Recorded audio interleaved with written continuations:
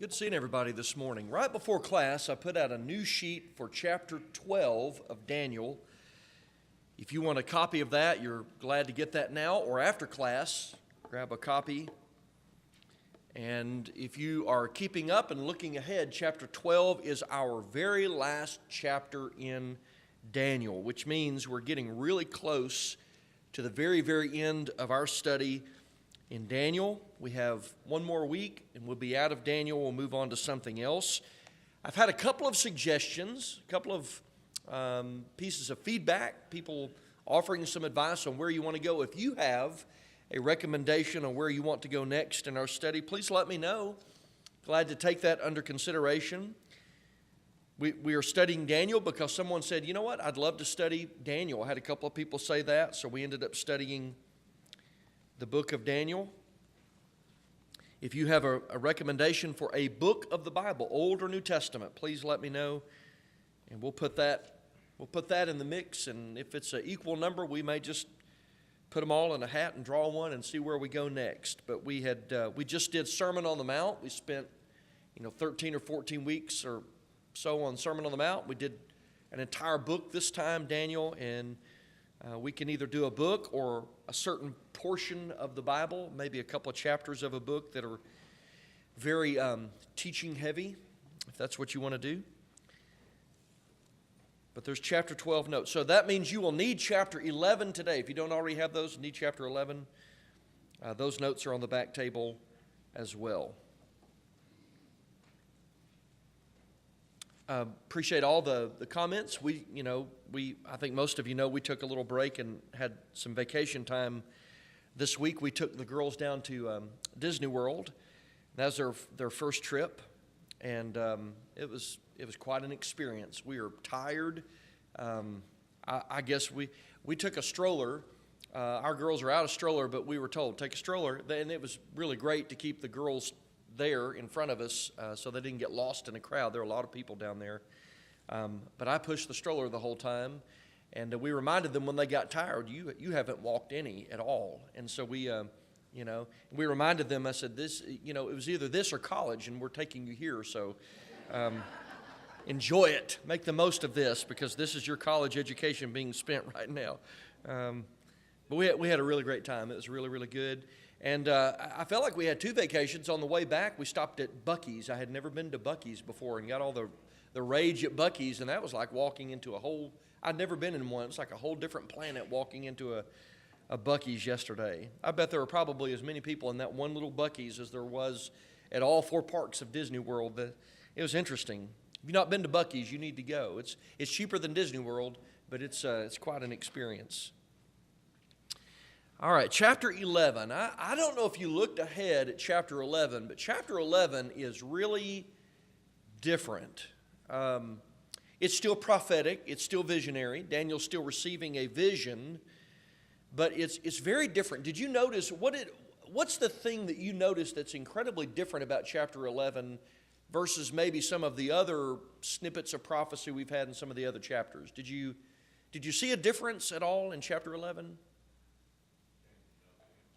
Yeah, you see changing of the empires. We've seen some of that.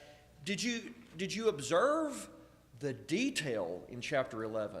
It is very, very specific. And depending on how you apply historically some of these things, I don't know in the Bible that there is a single chapter that has more detailed prophecy collectively than chapter 11 of Daniel. It is one of the most detailed, rich chapters prophetically in all of the Bible. I mean, you've got 40 some odd verses in the chapter, and it is very, very detailed. I don't know of another chapter that does as much historically as chapter 11 does, covering a period of time. But very interesting chapter. So we have three questions, and we kind of limited it to three because number 2 question is just about the content. We're going to try to figure out what's going on. So let's look at number 1 question, sort of introductory. Here's the first question on the discussion notes, which is, how do the first 4 verses help us establish a context for the chapter? Or do they? I don't know if you look. And then Have we seen some similar language like this elsewhere in Daniel? And I think if there is, it might help us. What'd you find in the first couple of verses? Joel, you kind of have your hand up there. He gives us a date time, you know. I think so. And he starts off several chapters about in this, the range, so you can look back, when was this? Yes. And almost put a date to it. Yeah, I think so. Did anybody else come away with anything different? I think that's what we're kind of looking for here is, and to me, it doesn't make the chapter as daunting to try to sort of scramble and figure out what's going on, because before he starts all this detail, he just kind of tells us that we're in the same general frame of time. We're sort of we're dealing with the same matters, but just in an extended way.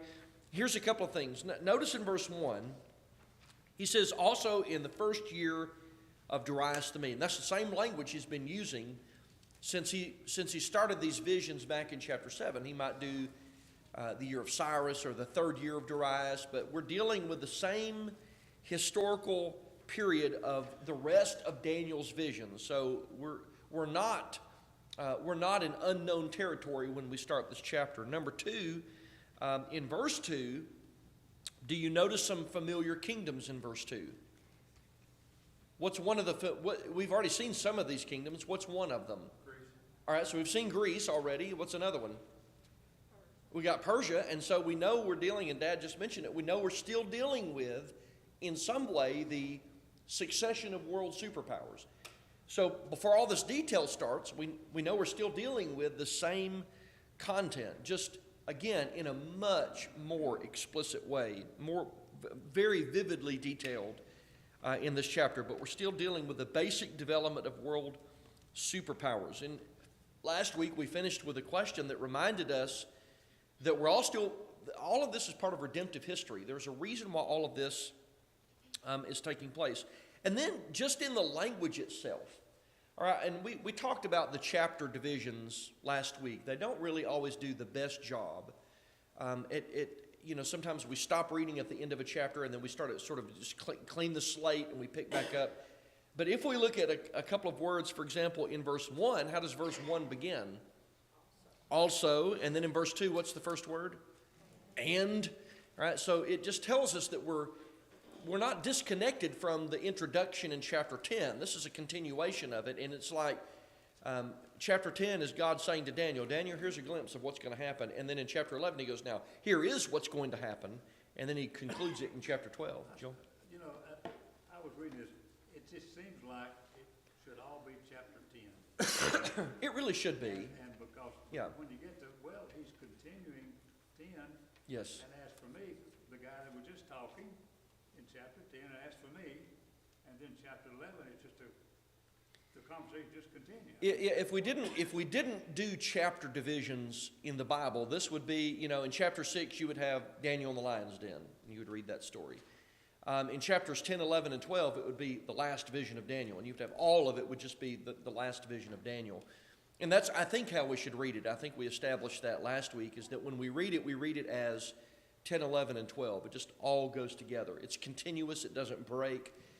It's just one thing. You have and we already said this back in chapter 7, where Daniel reflectively is thinking about some of these. He's writing these, but sometimes not writing them as he got them. He's writing them, in sort of hindsight when he's, in the third year of this and the first year of that.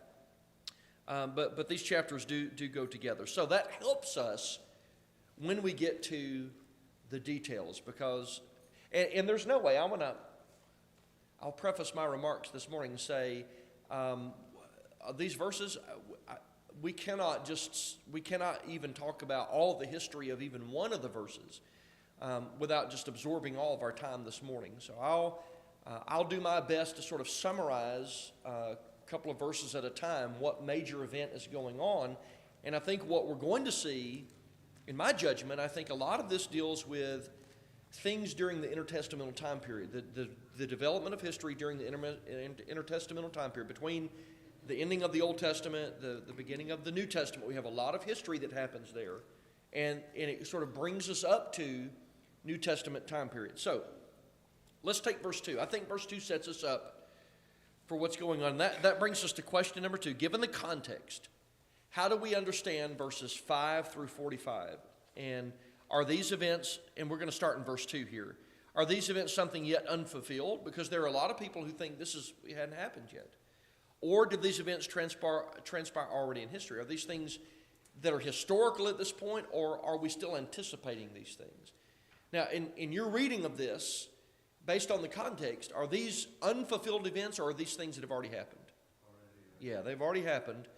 And so depending on where you start, I guess, is how we understand the rest of it. And to me, this is my judgment, verse 2 sets us up historically. So look at verse 2 before we get to verse 5. I know the question said verse 5, but let's look at verse 2. And now I will tell you the truth. Behold, 3 more kings will arise in Persia. So already we know that we're dealing with a succession, or at least our starting point is the succession of Persian kings. Okay? And then it says, and the fourth shall be far richer than all, and by his strength, through his riches, he shall stir up all against the realm of Greece. Now, if I say, just in language, I would say, now if you'll look, there are 3 more cars in the parking lot. What's the implication of that? There's already one, okay? Have we already been told that there's one already in the text? Look at verse 1. Who's the beginning? All right? And then he says, and then there will be 3 more. So we know that if we start with Darius and move up 3 more, we've got whatever 3 kings followed right after that. And starting, if we start with Cyrus in Persia, and we go from here and go down, we have a guy by the name of Cambyses, a guy by the name of Smerdis, and then Darius Hystaspes. All right, those are the 3 that followed. And then he says, and the 4th shall be far richer. So if we start with him and we move forward, we end up with the 4th, who was a very famous king in Persia by the name of Xerxes or Ahasuerus. He went by both of those names. Now, is that name familiar in your reading of the Bible? Xerxes or Ahasuerus? How do you know him? Yeah, Esther was married to this guy. So we know that Esther ends up marrying one of the Persian kings by the name of Xerxes or Ahasuerus. And it mentions here that the 4th, that is him, Xerxes or Ahasuerus, will be far richer than all of them, and by his strength, through his riches, he shall stir up all against the realm of Greece. Now, hold your place. Go back with me to the book of Esther. Let's go to chapter 1. Esther chapter 1. Esther chapter 1.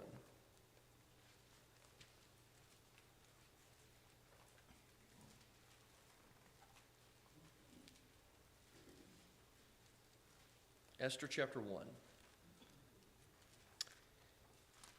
Look at verse 1. It came to pass in the days of Ahasuerus. So we see him there. And you read a little bit about King Ahasuerus in verse 2, verse 3. And then it mentions in verse 4 this. And this is purely speculative on my part.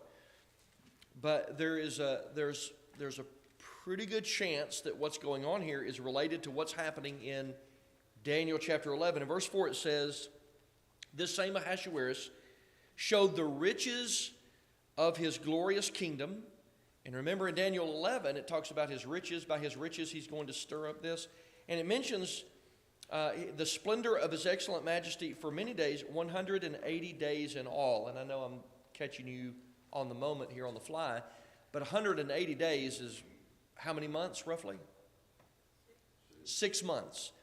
We know that there was a 6-month period in which the opulence of Persia was being shown. And there are many who speculate that this was exactly the time, this feast that was going on when Vashti, remember the whole situation with Vashti and Esther comes in.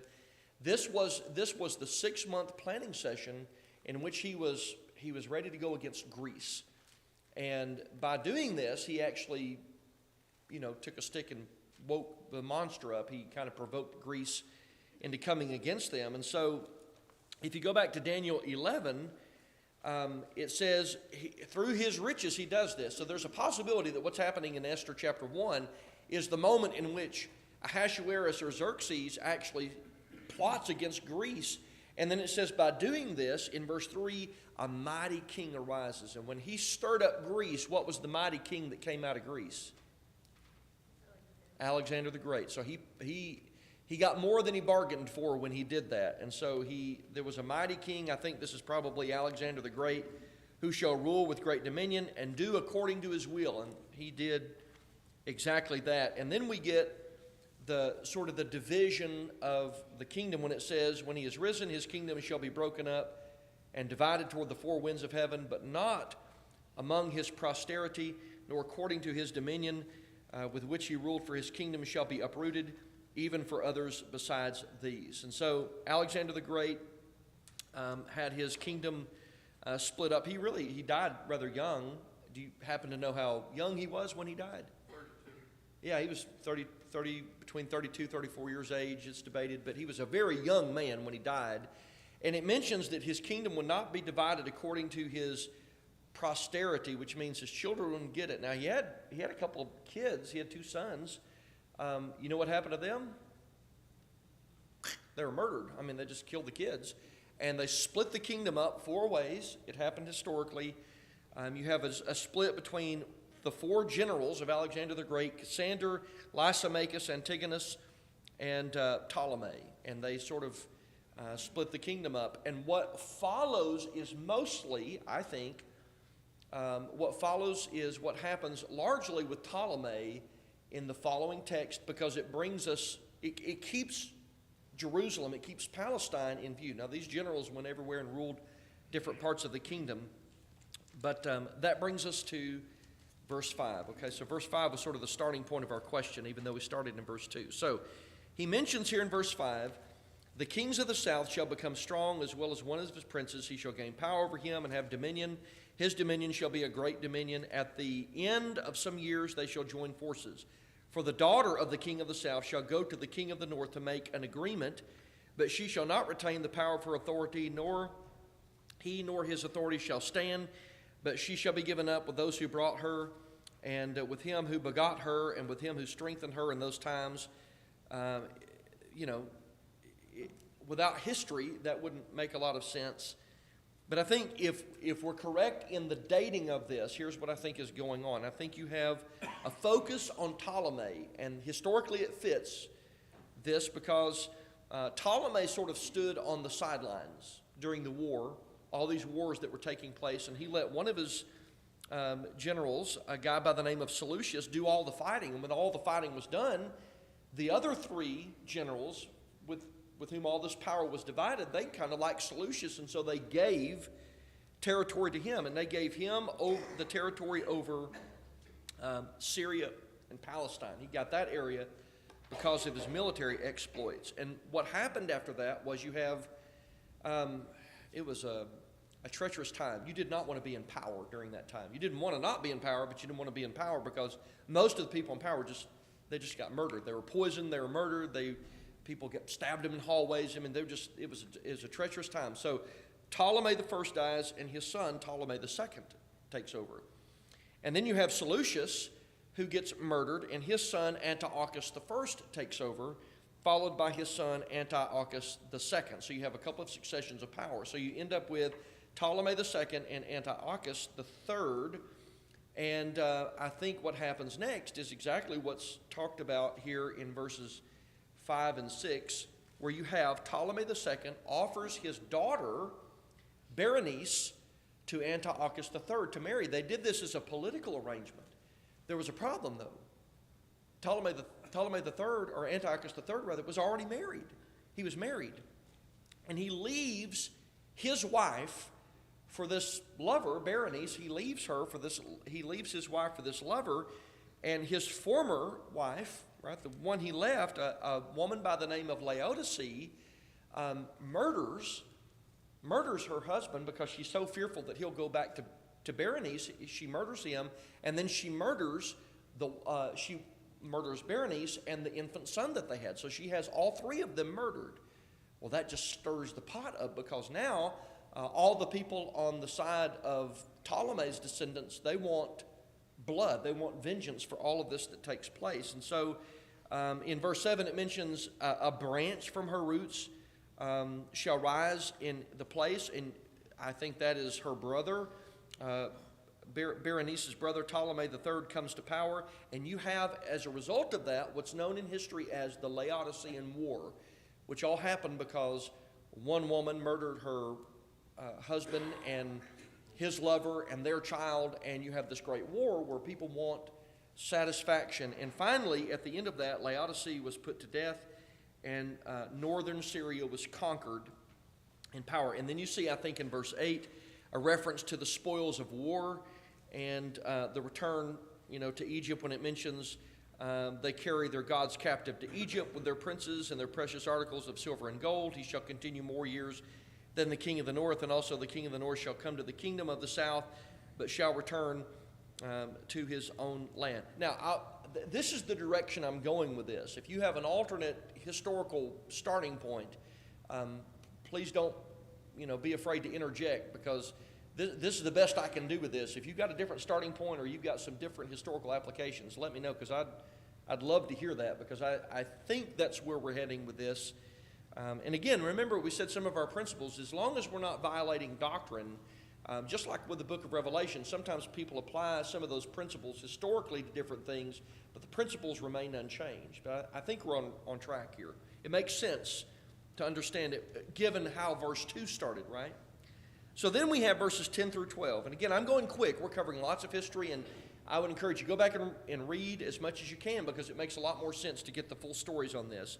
But you've got a couple of sons that are mentioned here. However, his sons shall stir up strife. If historically we're on the right track, you're dealing with Seleucus Cyranus and Antiochus the Great. We have those two men who are mentioned here. And it talks about especially the exploits of Antiochus the Great and his attacks in the Asiatic provinces, because he did do that, and his attack on Philopater. And then it mentions he returns in luxury. And at the end of that, in verse 12, it mentions when he has taken away the multitude, his heart will be lifted up. He will cast down 10,000s of 10,000s, but he will not prevail, because he enriched himself through his military exploits. You also have reference, I believe, to Antiochus the Great in verses 13 and 14, when he goes against one of the Ptolemies, who happened to be, at this time, a 4-year-old king. And you can imagine, if you're a 4-year-old king and all you have are advisors, you're probably going to get taken advantage of. And that's exactly what happened.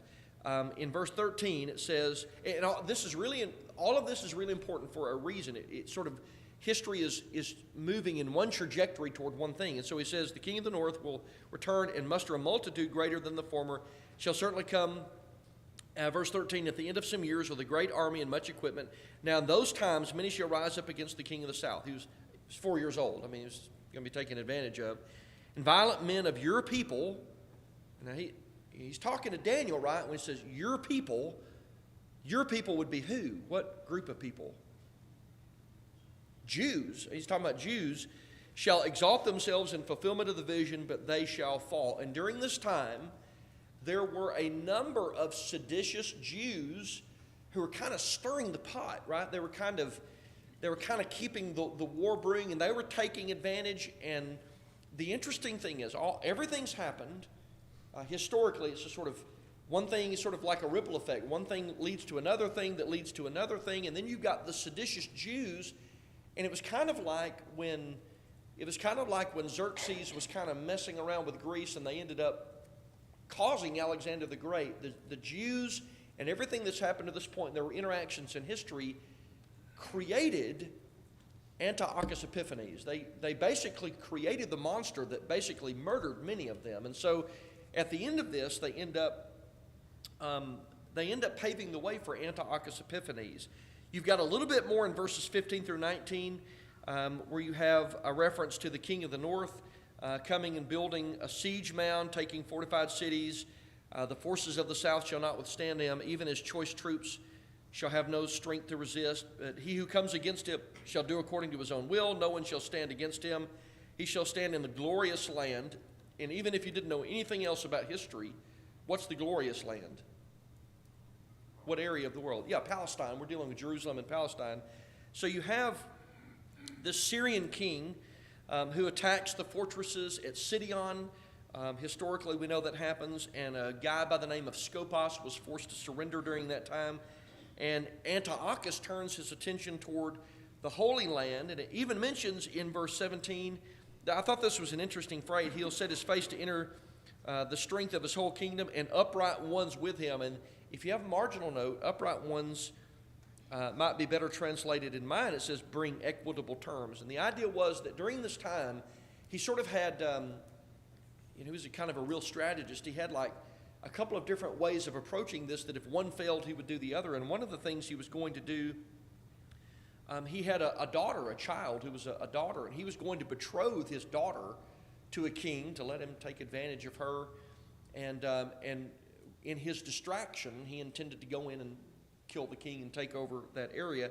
And eventually this guy, he gets slain while plundering a temple in Elamias. He was caught plundering a temple, and they destroyed him, and that paves the way for what's about to come. In verse 20, here's another interesting thing in history. It mentions there will arise in this place one who imposes taxes on the glorious kingdom, but within a few days he'll be destroyed, but not in anger or in battle. Now, during this time, you've got the formation, the early formations of the Roman government. So you've got Greece and Rome are starting to compete against each other. And there was during this time, Antiochus the Great was succeeded by his son Seleucus Philopator, and he owed Rome an incredible debt of 1,000 talents a year.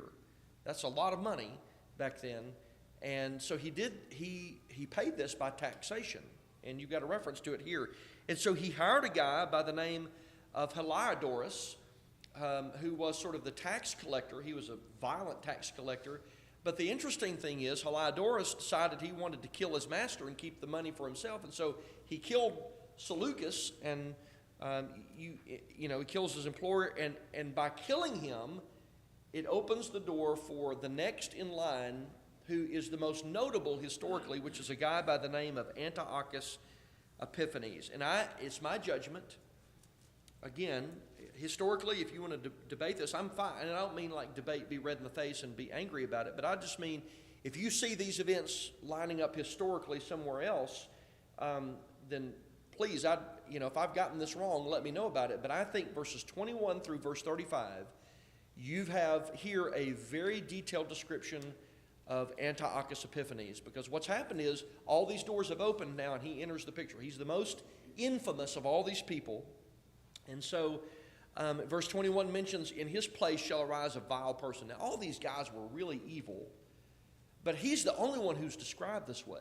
And he was a really, really wicked person, to whom they will not give the honor of royalty, but he shall come in peaceably and seize the kingdom by intrigue. Verse 22, with the force of a flood, or like the flood, they shall be swept away from before him, and be broken also the prince of the covenant. And after the league is made with him, he shall act deceitfully. For he shall come up and become strong with a small number of people. He shall enter peaceably even into the richest places of the province. And he shall do what his fathers have not done. Right? He's able to accomplish things they didn't do. Nor his forefathers. He shall dispense among them the plunder, spoil, riches. And he shall devise his plans against the strongholds, but only for a time. In this description, I think, of Antiochus, what does it tell you about what kind of a military guy was, what kind of a leader he was? You think he was something of a strategist? He was a master, tactician. He was known for that. But his moral character, what's his moral character like? I mean, he's a backstabbing liar is what he is. And he will do anything to accomplish his goals. And he historically was that way, just a master manipulator. He was a tyrant. He was a bloodthirsty tyrant. He was a terrible, terrible man. And so you sort of have this description, and it mentions in verse 25, he shall stir up his power and his courage against the king of the south. So he goes against Egypt. And it's so funny because they had all, historically, like, they were laser focused on the south. They all wanted Egypt. They all had tried doing this. They all went through and tried war against Egypt. And in verse 27, in this war against Egypt, it says, both these kings' hearts shall be bent on evil, and they shall speak lies, listen to this, at the same table. Now you got to do some interpreting there, but what did they do? What's that tell you? The same table. What did they profess to each other, if you can read into that? Yeah. Oh, we'll just get along. We'll be friends. We'll lay the war aside. But if you read that carefully, what were they doing the whole time behind each other's backs?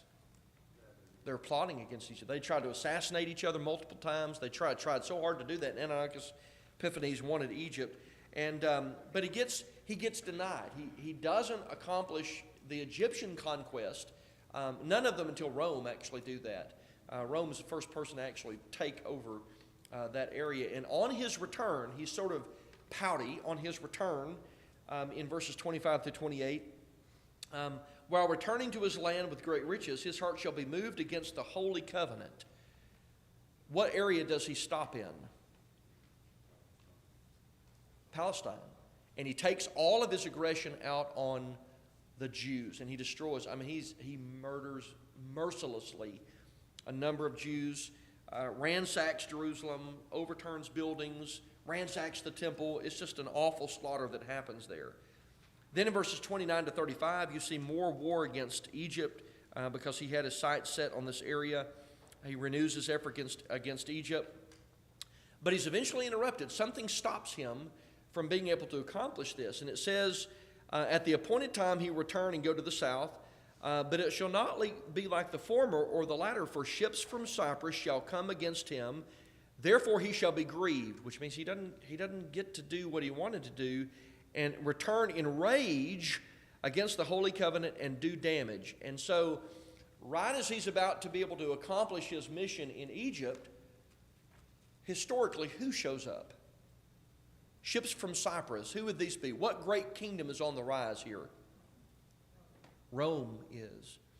And on this occasion, in this battle, he gets completely surrounded by Rome, and they basically tell him, you will either die trying to invade Egypt, or you can go back home. And they would not they just had him surrounded, and they made him make a choice right then and there. And, well, you can read it from the text. What's he decide? I'll go back. But on the way back home, where does he stop again? Back in Jerusalem, because you notice the reference to the Holy Covenant there, and do damage. He'll return and show regard for those who forsook the Holy Covenant. So he goes back, and he takes his anger out on the Jews in Jerusalem and Palestine. Now, to me, historically, up to this point, if we just follow the major events in history, starting with verse 2, these events seem pretty clear. The confusion I have, and I'll be the first to admit, I don't exactly know. I'll give you my think-so on this. And I'll tell you that down in verse 39, after going through all this, it talks about all these exploits, or verse 36 rather. Verse 36 seems to it transitions. It becomes, the description is something different. And so there's a lot of debate as to who is under consideration in verse 36. And there's probably a dozen or so major interpretations of this. And some of them are very fanciful. Some of them are just flat out wrong. There are a lot of people who take this in modern day, and they'll say this is a depiction of the Antichrist. Right? And they put that as a part of premillennialism, and this becomes this great fanciful thing, and they make it still unfulfilled, into the world stuff. And that's just flat wrong. We've talked about the reasons for that. I'll tell you the two that I think that make the most sense here. One strong opinion is here that this is still talking about Antiochus Epiphanes. That's one major opinion. I can see where that might be. Based on earlier statements in Daniel, here's my think-so. I think he may be talking about here Rome. I think he may be talking about the Roman Empire. And there's some language here, and there's also some language in Revelation when you're talking about the Roman Empire that seems to make a little sense. And given Daniel 9, where he talks about the 70 weeks and the destruction of Jerusalem in AD 70, I think what he's doing is he's leading Daniel in a detailed way from the starting point of that prophecy to the end of it, right? So Daniel 9 is sort of the glimpse of what will happen in the future, and Daniel 11 is like, now here's how it gets from point A to point B. And I think he's talking about the Roman Empire in verses 36 through really almost the end of the chapter, where you're dealing with sort of that last major event. If you go back to Daniel 7, real quick. And listen, I know we're going fast. This is all really I'm sorry, this is probably confusing. We've covered hundreds of years of history in a short amount of time, and I'm sorry for that. But I don't know any other way to do that. Look at verse 17 of Daniel chapter 7. Right, it says, those great beasts which are four kings which arise out of the earth. And back in verse 7 it says, after this I saw in the night visions, behold, a fourth beast, dreadful and terrible. And this is after talking about Babylon and Medo-Persia, and then you've got Greece, and the fourth would be Rome. Okay, so you have all these four kingdoms being established early in the book of Daniel, and it seems to me that when he's talking about the beast or the king or the kingdom, they're all synonymous. They all sort of represent the same thing. And I think, in my judgment, I could be wrong about this, I'll have to ask Daniel someday, did we get that part right? Is that historically what you were talking about? This seems a fitting description of the Roman Empire. And again, I'll be the first to admit, I'm willing to cede on that if I'm wrong about that. But I think, given what he's talking about, I think we have a description of the entrance of Rome into history. And he talks about some of these things. For example, like verse 37, he shall regard neither the God of his fathers, nor the desire of women, nor regard any God, for he shall exalt himself above them all. What did the Roman Caesars typically think of themselves? They were gods. And what was their general regard for women? They had none. I mean, they either murdered them or they just went through them, or just dispensed of them. They have one and then get rid of the other. And so that seems to be a really apt description of that. In verse 38, it mentions, in their place he shall honor a God of fortresses, of all the kingdoms, militarily, which was the most powerful of all those kingdoms. Rome was. They were a war machine. They were just a almost unconquerable war machine. And it says, a God which his fathers did not know, he shall honor with gold and silver, with precious stones and pleasant things. And then in verse 39, and I don't know about this. This is one of those, I'm not really sure about this in verse 39. Thus he shall act against the strongest fortresses with a foreign god, which he shall acknowledge and advance its glory. He shall cause them to rule over many and divide the land for gain. Obviously, they were pagans. They had their own, they had their mythology that they followed. There is a commentator who made an interesting point. I don't know if he's right about this, but he said they did so with a foreign god. And this is prophetic, so, you do have some symbolic language. Is there perhaps a providential element in this? Because did they rise to power with help from God? And I don't know if that's the reference here. I'm certainly not sure about that. But Rome did have help in getting to where it got, specifically for the purposes of getting to where it was. And then it mentions in verses 40 to 45. Now here's why I think this is Rome. It mentions at the time of the end. Now, how do you think a lot of people today see that? End of the world. They say, the end of the world. This is the end of the world. But if you go back to Daniel 9, go back to Daniel 9. Go back to Daniel 9. And listen to the language, verse 24. 70 weeks are determined.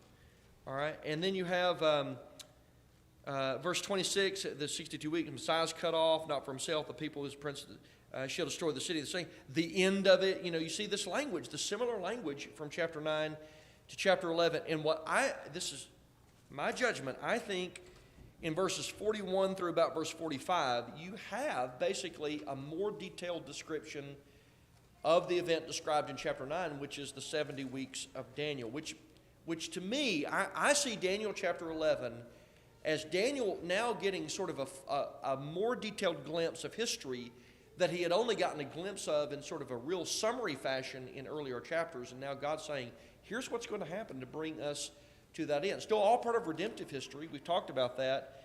And we didn't get to number 3. We can kind of talk about that next week. It might be a good transition question, which is about God's providence in all of this. Why did all of that happen? Real quick, did anybody come away with a different historical understanding of that? Because I'd be interested to know if you did. Joel, did you get anything different on that? But I don't think Daniel, well, I think chapter 12 makes it kind of clear, because Daniel said, Yeah. he said just of the word. But as it happens, then it validated the Yes. prophecy of Daniel. Oh, yes. step by step. Now, all that detail, I mean, that's a lot of detail, isn't it?